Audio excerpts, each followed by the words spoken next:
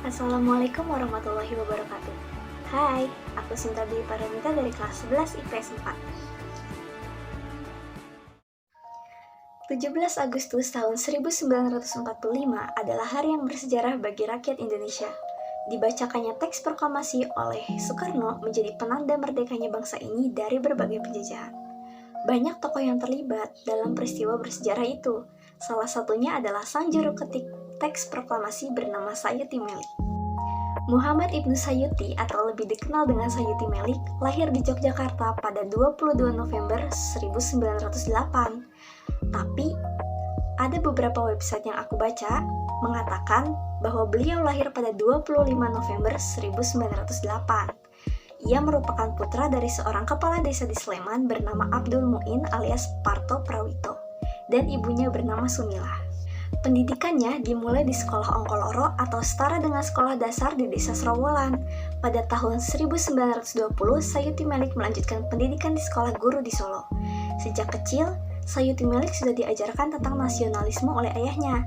Ia juga seringkali menyaksikan ayahnya menentang kebijakan Belanda yang merugikan kaum tani di daerahnya. Gak heran kalau Sayuti Melik tumbuh menjadi pemuda yang berjiwa patriot dan berani. Selain itu, Sayuti Melik juga sudah tertarik pada isu-isu kebangsaan sejak remaja loh. Ia rajin membaca buku dan menghadiri berbagai macam diskusi. Salah satu yang menjadi panutannya adalah pendiri Muhammadiyah, Kiai Haji Ahmad Dahlan. Pada saat Sayuti Melik bersekolah di Solo, ia mulai mengenal pemikiran-pemikiran kiri. Ia terinspirasi oleh tulisan-tulisan di majalah Islam Bergerak, pimpinan Haji Misbah, seorang ulama berhaluan kiri. Dari sinilah daya kritis dan kemampuan menulis Sayuti Melik semakin terasa.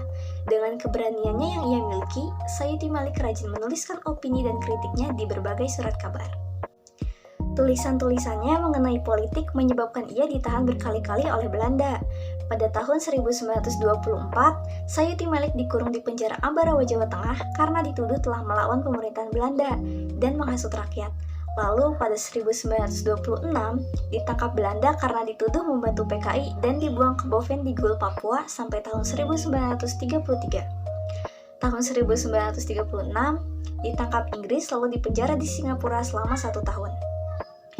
Setelah diusir dari wilayah Inggris, ditangkap kembali oleh Belanda dan dibawa ke Jakarta, lalu dimasukkan ke sel Gang Tengah dari tahun 1937 sampai 1938. Meskipun berkali-kali masuk bui, ternyata tidak membuat Sayuti Melik kapok untuk mengkritik penguasa lewat tulisan.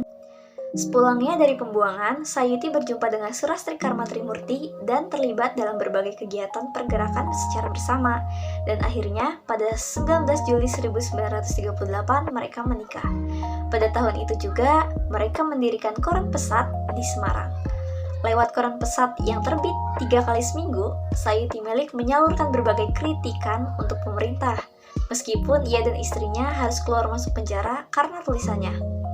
Hingga pada akhirnya, pada tahun 1952, Koran Pesat diberedel oleh Jepang. Sayuti Melik juga jadi salah satu tokoh yang memperjuangkan kemerdekaan. Ia terlibat dalam berbagai peristiwa penting menjelang proklamasi. Pada tanggal 7 Agustus 1945, Sayuti Melik menjadi salah satu anggota PPKI atau Panitia Persiapan Kemerdekaan Indonesia yang diketuai oleh Insinyur Soekarno. Sayuti Melik juga terlibat dalam peristiwa Rengas Dengklok pada tanggal 16 Agustus 1945. Saat itu, Sayuti Melik dan golongan muda lain kayak Soekarni, Khairul Saleh, dan Wikana membawa Soekarno dan Hatta ke Rengas Dengklok. Tujuannya untuk mendesak golongan tua agar mempercepat proklamasi kemerdekaan Indonesia. Setelah terjadi perundingan alot, akhirnya golongan tua dan golongan muda sepakat untuk melakukan proklamasi kemerdekaan pada tanggal 17 Agustus 1945. Kemudian mereka semua pergi menuju kediaman Laksamana Maeda untuk merumuskan teks proklamasi. Di sini Sayuti Melik juga turut berperan. Ia adalah orang yang mengetikkan naskah proklamasi yang sudah dirumuskan oleh Soekarno, Hatta, dan Ahmad Subarjo. Ada beberapa hal yang diubah saat Sayuti Melik mengetikkan naskah proklamasi, yaitu kata tempo diganti jadi kata tempo, kata wakil-wakil bangsa Indonesia diganti jadi atas nama bangsa Indonesia, dan ditambah nama Soekarno-Hatta. Yang terakhir, kata Jakarta 17/8/05 diganti jadi Jakarta hari 17 bulan 8 tahun 05. Tahun 05 dalam teks proklamasi adalah kependekan dari angka tahun 2605, sebab penanggalan yang dipergunakan ketika Indonesia diduduki Jepang menggunakan kalender Jepang yang saat itu tahun 2605. Setelah melalui ketikan Sayuti Melik, maka jadilah teks proklamasi yang dibacakan oleh Soekarno di podium untuk menyatakan bangsa Indonesia telah merdeka. Setelah Indonesia merdeka, Sayuti Melik pernah menentang Soekarno. Sebenarnya, Sayuti dikenal sebagai pendukung Soekarno. Hal ini terbukti dengan dirinya yang menjadi anggota PNI. Namun, ketika Bung Karno berkuasa, Sayuti justru tak terpakai. Dalam suasana gencar-gencarnya memasyarakatkan Nasakom, dialah orang yang berani menentang gagasan Nasakom, yaitu nasionalisme, agama, dan komunisme. Ia mengusulkan mengganti Nasakom menjadi Nasasos dengan mengganti unsur kom menjadi sos, yaitu sosialisme.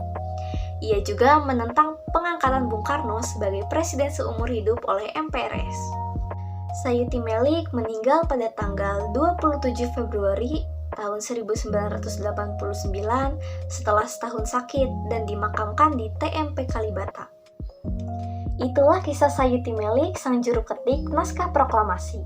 Meskipun hidupnya tidak mudah dan sering keluar masuk penjara, tapi daya kritis dan keberaniannya untuk melawan melalui tulisan tidak pernah padam. Sekian yang bisa saya sampaikan tentang biografi Sayuti Melik.